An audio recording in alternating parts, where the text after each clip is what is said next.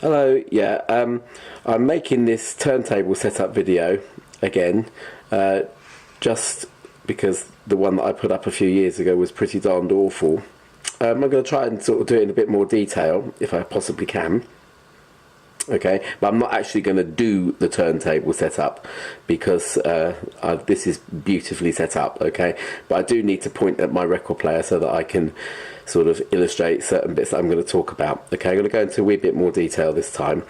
I'm going to start off assuming that you have a cartridge that you fitted yourself. Okay, alright, so the first thing you need to do is make sure that your turntable platter is absolutely level. Okay, and the way to do that is you'd take this record off and you'd place your spirit level. I've got one on my mobile phone here, but you can use a normal one if you want to. Okay, you place it on the turntable. Okay, you spin the turntable round, okay, so that it stays, this little bubble thing stays within the two black lines, and then it's level. Okay, I've managed to get mine more or less level, okay, so it doesn't move about too much within those black lines. If it comes outside those black lines, you're screwed a little bit and you need to sort it out. Okay, if your turntable isn't level, you might have adjustable feet here, which this doesn't appear to have, bit of a shame, or my hi-fi rack has also got adjustable feet down the bottom there. Okay, and that will sort it out. Other than that, I mean, when I had my Goldring GL75, I just got little bits of cereal packet and placed them underneath the feet, and then eventually managed to get it level. It wasn't the most elegant solution, but it kind of did the job, and I wasn't too concerned about looks anyway. So yeah, once you've leveled your turntable, and that's really important because otherwise your other measurements are just going to be totally screwed, so you know, do that properly, take some time over it. Okay, the next thing you need to do is make sure your cartridge is wired up properly. Okay, you need a pair of tweezers, really tiny little sort of, I suppose, eye makeup tweezers, really, to do this properly. Okay, but you're going to wire it. Okay, so now you've got 4 pins and they're kind of arranged in a square. Okay, and at the top of the square you want red on the left, white on the right, green on the left down the bottom, and blue on the right down at the bottom. Okay, and you want to screw, where am I pointing? I can just about do this. This is a bit weird, I'm looking through a viewfinder. Okay, these 2 screws here, okay, you want to make sure that they're screwed on, not to complete tightness, but just so that you've got a little bit of wibble wobble room, okay, in your cartridge. Okay, I'll try not to touch the stylus there, I didn't do that that time, thank goodness. Okay, I've got a 3rd screw here in mine, I'll tell you why that's useful in a minute. Okay, but then you need to, with it just sort of screwed on fairly loosely, just so that you've got a tiny wee bit of tightening to go. Okay, then you want to set the tracking weight. That's called the VTF, the vertical tracking force. Okay, and the way you're going to do that is use, if I can come around here a bit, you're going to use this counterweight here. You're going to get it so that the stylus floats level above your record when the cueing arm, where's the cueing arm, can I find that? You can see it, but I can't touch it. There it is, there's the cueing arm. Okay, so you're going to make sure that that's in the lowered position. Okay, and this anti-skating thing here, which yours might be different from mine, okay, when that's set at 0. Okay, mine's set at 0 when it's pulled out fully. Okay, so you're then going to lift the counterweight out. Now I'm not going to lower it because otherwise I'll damage my record, okay, but what it wants to do is float, okay, from here back to here, okay, and it needs to be about 1 millimeter above the record when it does that without bouncing up and down. Okay, when you've sorted that out and it's quite fiddly, you have to move this counterweight backwards and forwards. Then you are set at 0 grams. That will be your tracking weight then. Okay, then you look in your cartridge manufacturer's little documentation sheet, okay, and you find the tracking weights. Now this one will track at 1.75 grams, okay. Moving magnet cartridges such as this one tend to be under 2 grams. Moving coil ones tend to be slightly heavier. You might have maybe 2.1 grams, something like that.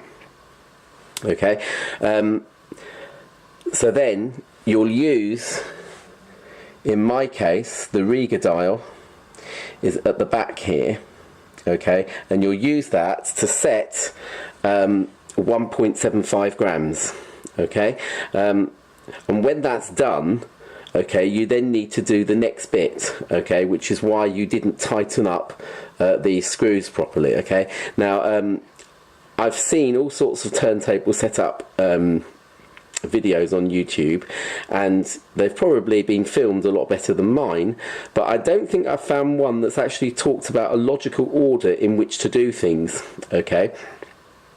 So we have started out fairly logically. We've got our turntable level, okay, we've attached our cartridge, we've screwed it in, okay, we've set a rough tracking weight. Now that's only a rough tracking weight, because the next thing that you want to do is make sure that this cartridge here, okay, in my case the yellow bit, but cartridges come in all sorts of colours and shapes and sizes, but you need to make sure that this is tracking as much of a straight line as it possibly can across the record, okay.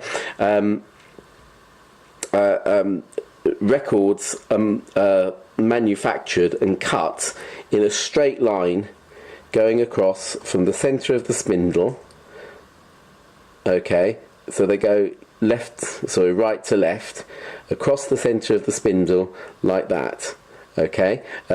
Now it's not possible within sort of consumer tone arms to be able to play a record exactly in a straight line, okay. Well, it is, but only if you pay, you know, several £1000s for a record player that's got a linear tracking thing here.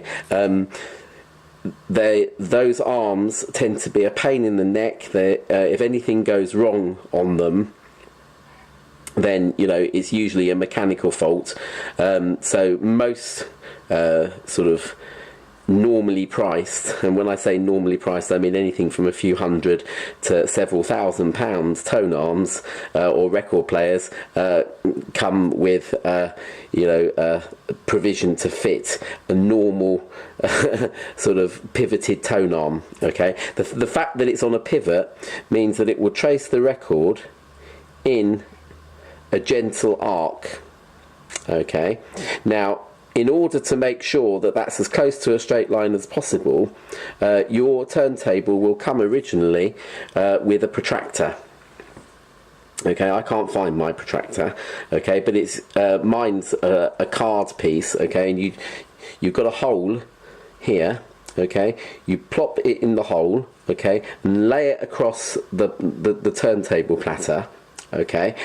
You don't want a record on there, okay.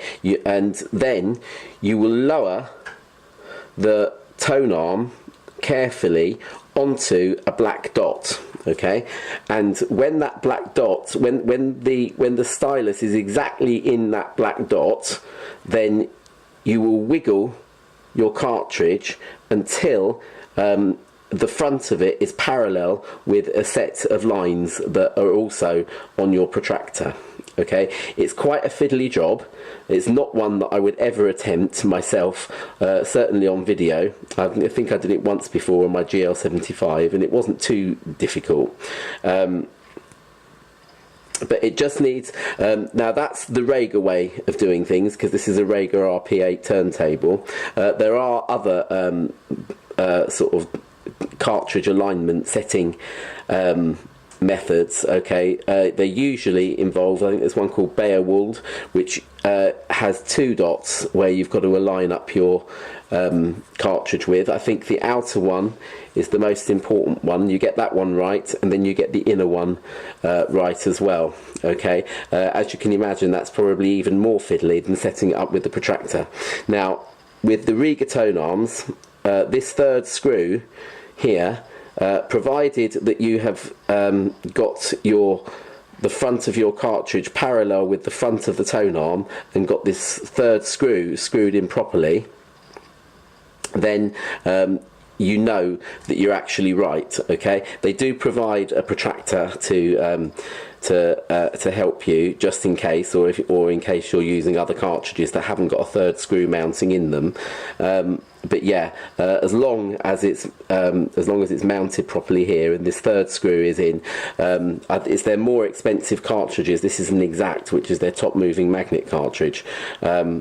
But their cheaper cartridges don't have a provision for fitting that 3rd screw. You could still mount them on here, but you'd only mount them with the 2 screws here, and then you'd have to use the protractor method to make sure that your cartridge is aligned properly, so that then it will track in as close to a straight line as it possibly can. Okay, I think they work out that by the time that your stylus has reached a certain point on the record, that's where it will be most distorted, and that's where it needs to be corrected. Okay, Rega, theirs is sort of somewhere in the middle. The Beowulf has one sort of further towards the beginning of the record and a point further towards the end. Okay, it's a fiddle faff. Okay, and I'm grateful that Rega, who are one of my favourite turntable manufacturers, and the ones that I've used more or less exclusively, apart from when I first got a GL75, they're the ones that I've used, and yeah, it's much easier. Okay, and also if you get your cartridge and turntable as a package, whichever make you get, that bit should have been done for you. It's probably the most fiddly part of it. Okay, so having done that, having sorted that out, that's when you will tighten the screws. Okay, as you can see, there's a little bit of give here. There's in the slot, so that the cartridge can move around a little bit. Okay, but once you've got your alignment set up on the protractor, okay, keep it in place so that you know that that's right. Okay, and then tighten the screws up. Okay, and usually your cartridge will come with some sort of tool in order to be able to tighten those screws up. Okay, don't tighten them so that you can never ever move them again, because you'll break the plastic body, but just tighten it so that it can't move. Okay, just gently. Okay, so having done that, okay, the next thing to consider is making sure that your turntable, your tone arm, beg your pardon, is the right height. Okay, now again with Rega, you never need to worry about this. Okay, it's something that even if your cartridge is from a different manufacturer, okay, they say that it's not really too much of an issue, because records are different thicknesses. Okay, now the tone arm height means that if I mean, this is a ludicrous situation because I haven't put lowered my tone arm onto the record, but if your arm is pointing slightly upwards and down at the back, okay, or if your arm is down at the front and raised at the back, that's not the best way to play a record. Okay, and so you will have an adjustment here, okay, somewhere at the back, is usually an Allen key, whereby you can raise or lower the back end of the tone arm. Okay, and again your protractor will have a straight line going across the middle. Okay, and so you have to put it on the platter, stand it on the platter, okay, and then you have to sort of measure it in line with the tone arm, so that you've got that black line on the protractor in line with the tone arm, and that will sort out the height for you. Okay. Again, it's something that I have never done. I've never had to do it. My GL75 came perfectly set up from the second-hand dealer that I bought it from. And with Rega arms, it's not an issue. Okay. Now, when you're setting the, it's called the VTA. Okay, the vertical tracking alignment. Okay. When you're doing that, you're best to use a record of average thickness. Now, in my record collection, I've got some records from the 80s that are paper thin. Okay, and I've got some which are like 180 gram thick vinyl records, and you want to use one that's somewhere in the middle, because, as I say, this VTA business changes with every record that you put on ever so slightly. Okay. And so therefore, if you use an average thickness to sort out your tone arm height, then you're sort of in a better place to do it. And you want to make sure that when you've done this, okay, this is why you have to make sure that you've done at least a basic VTF, i.e.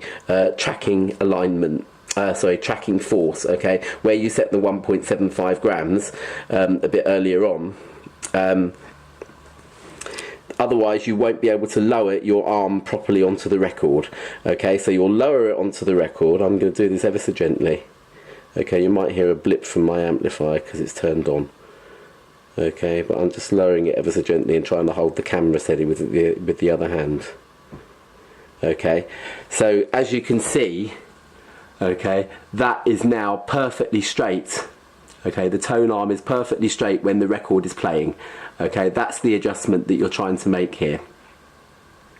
Okay, once that's done, the next thing to do then, and this is really quite important, is to go back and check your VTF, i.e. your vertical tracking force, i.e. the 1.75 grams bit. Okay, because if it was slightly out when you i.e. if this tone arm height was slightly out, you'll need to go back and check that weight. And the way you're going to do that, you can get a kind of gauge, a tone arm gauge. You can get digital ones these days, where again you just lay it, sort of lower it onto the turntable, and then you rest this gauge on the turntable platter, and then lower your tone arm onto it, and it will tell you the exact weight of your tracking force.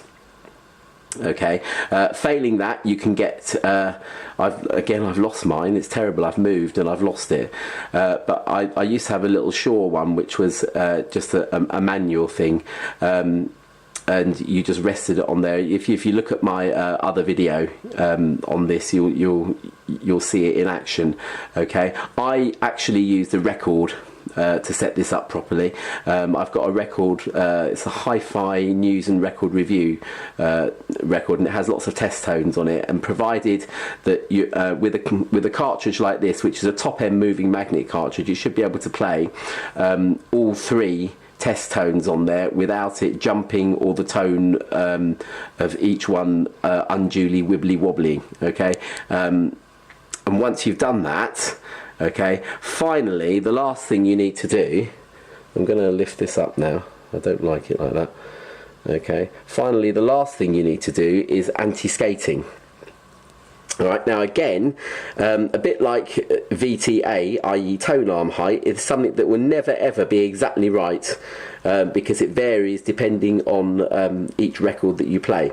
Okay, but the idea really is that you should be okay, provided that this anti-skating mechanism here, now my one is a push and pull one, but you get all sorts of different ones, including threads and weights that sort of hang on a little rod poking out of your tone arm at the back.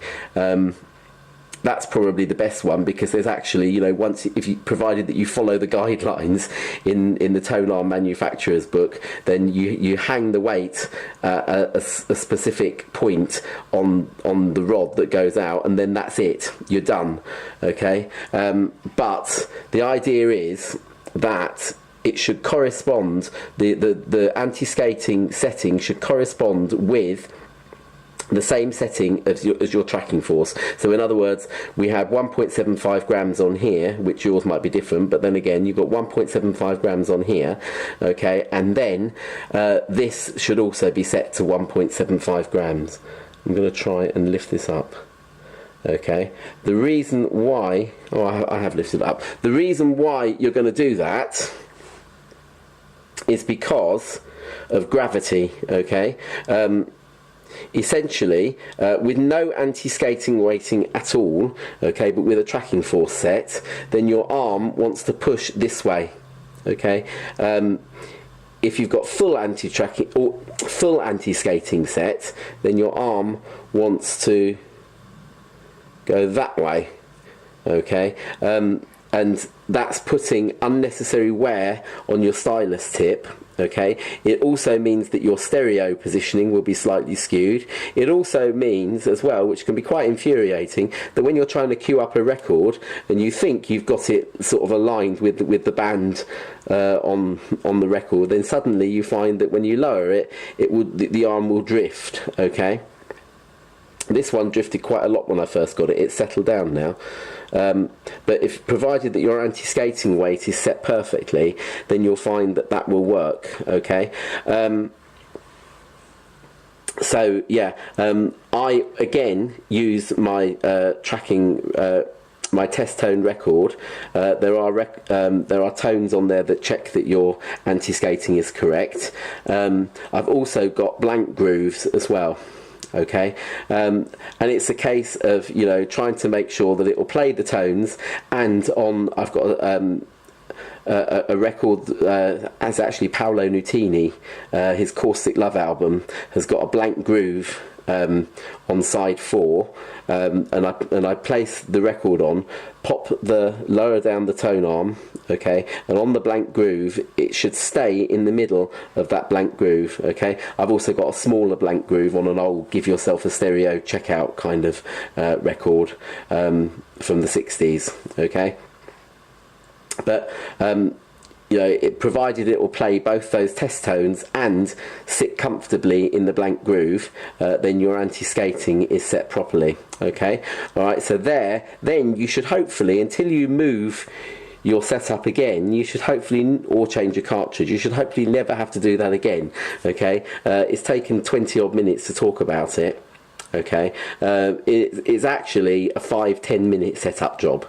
Okay, but once it's done perfectly, then you should find that it should be okay. And when I say perfectly, it's within sort of reasonable limits. Okay, if you're an nth of a gram off your tracking force, or, you know, slightly out with your anti-skating, it doesn't really matter that much. Okay. Okay.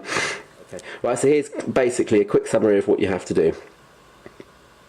Make sure your turntable and your platter are level. Okay, fit your cartridge, making sure it's wired correctly. Okay, and then you need to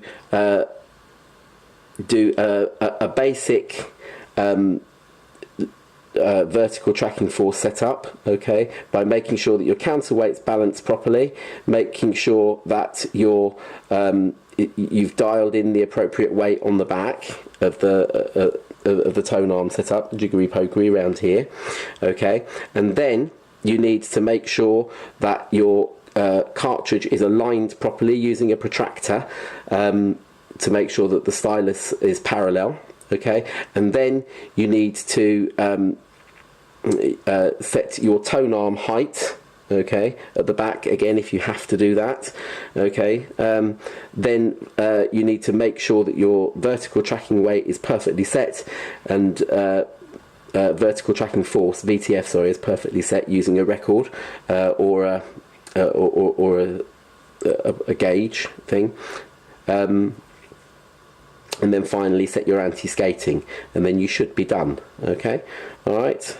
hopefully that's been a little bit better, a little bit clearer than the video I made a few years ago, although judging by the amount of views that video's had, which is far more than most of my other videos on here, it's been quite useful, and hopefully this will supplement it. Okay, as I say, with this record player, all I need to do is, from buying it as a package with a cartridge already fitted, all you have to do is balance the tone arm, set the vertical tracking force, and set the anti-skating. Okay, and it's done. Okay, it's a little 5-minute job. Okay, all right, thank you, bye.